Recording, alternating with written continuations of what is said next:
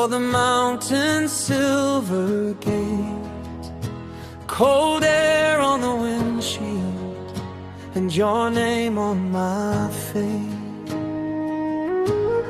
The peaks stood like giants in their white and holy crowns. Then the water caught the sky and turned the world upside down. Oh,